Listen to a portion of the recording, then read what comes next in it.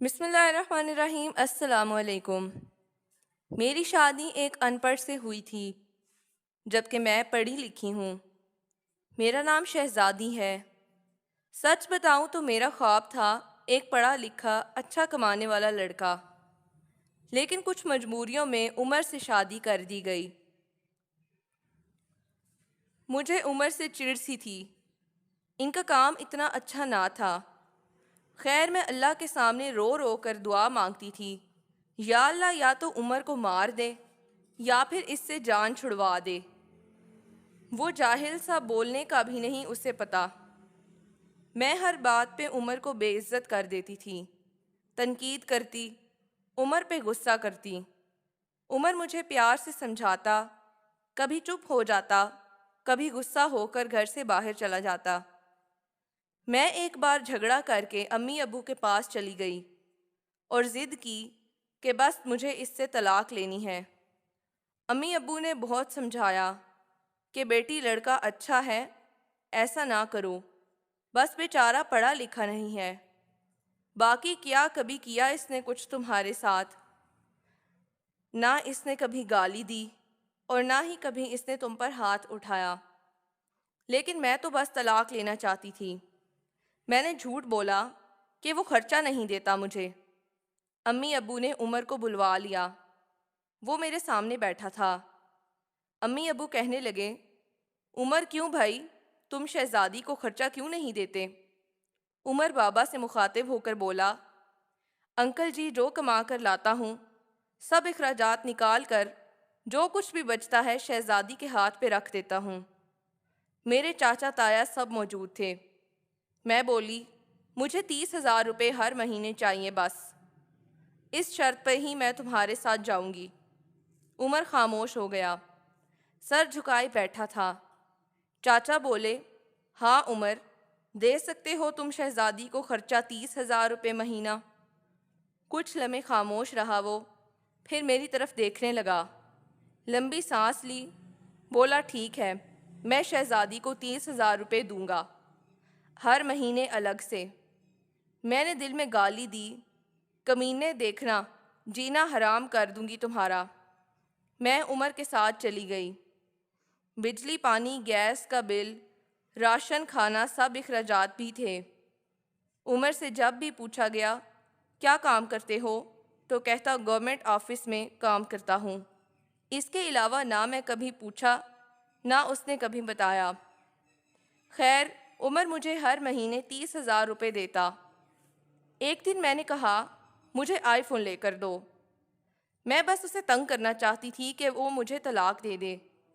عمر مسکرانے لگا، میرے پاؤں پکڑے اور بولا، شہزادی لے دوں گا، پریشان نہ ہو، تم بس مجھے چھوڑ کر جانے کی بات نہ کیا کرو، جو کہو گی وہ کروں گا۔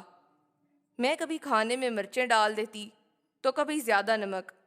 وہ تھکا ہارا کام سے آتا، کھانا کھا کر بے ہوشی کی طرح سو جاتا۔ نہ جانے کون سا کام کرتا تھا کہ اتنا زیادہ تھک جاتا تھا۔ میں جتنی نفرت کرتی تھی اس جاہل سے وہ اتنی ہی محبت کرتا تھا۔ میں ایک دن اپنی دوست کے ساتھ کار میں شاپنگ کرنے جا رہی تھی، شہر کے سب سے مہنگے اور بڑے مال میں۔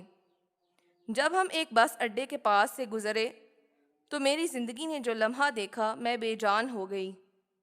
وہ عمر جس سے میں بہت نفرت کرتی تھی، جس کو میں جاہل ان پڑھ کہتی تھی، جس کو کبھی میں نے پیار سے کھانا تک نہ دیا تھا، جس کا کبھی حال نہ پوچھا، جسے میں انسان ہی نہیں سمجھتی تھی، جسے میں قبول ہی نہیں کرنا چاہتی تھی، وہ عمر سر پہ بوجھ اٹھائے کسی کا سامان بس پہ چڑھا رہا تھا۔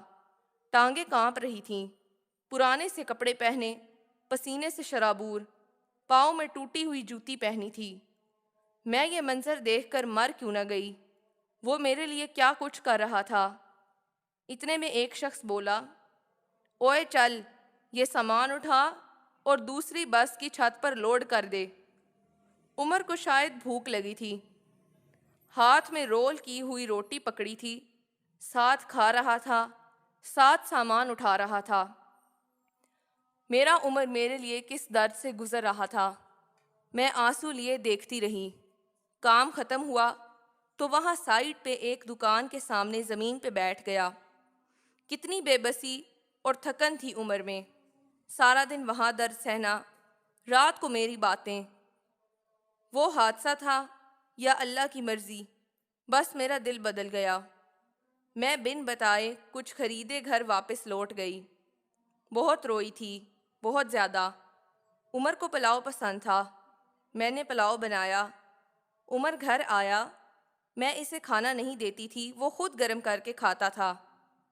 آج گھر آیا، مجھ سے سلام کیا، کچن میں گیا تو پلاؤ دیکھ کر بولا، شہزادی آج تو آپ نے کمال کر دیا، 1 سال بعد پلاؤ کھانے لگا ہوں۔ کھانا پلیٹ میں ڈال کر میرے پاس بیٹھ گیا۔ کھانا کھانے لگا، میں عمر کی طرف دیکھے جا رہی تھی۔ عمر کتنا درد سہتا ہے اور بتاتا بھی نہیں، میں کتنی اذیت دیتی ہوں، کوئی شکوہ نہیں۔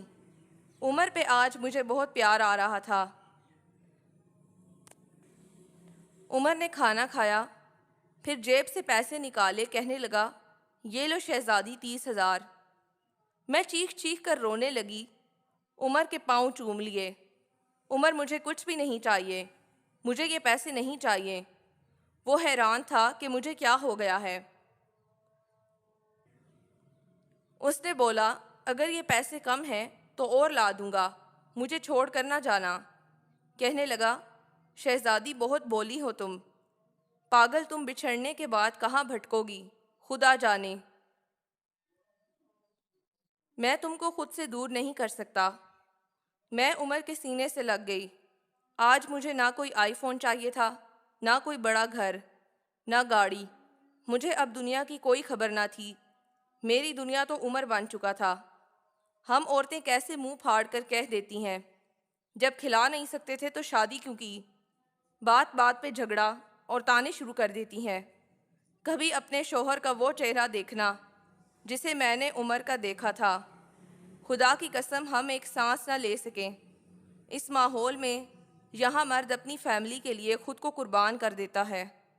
جتنے شوہر کماتا ہے اس پہ ہی خوش رہو، پیسہ ہی سب کچھ نہیں ہوا کرتا۔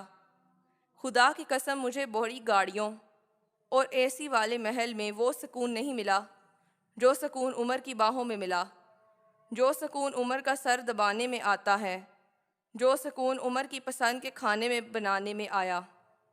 ہم سفر کی بے بسی کو سمجھو، دیکھو تو صحیح، آپ کبھی جھگڑا نہیں کریں گی۔ عمر اب میری زندگی ہے اور میں عمر کی شہزادی۔ شاید کوئی لڑکی یہ واقعہ سن کر سنبھل جائے۔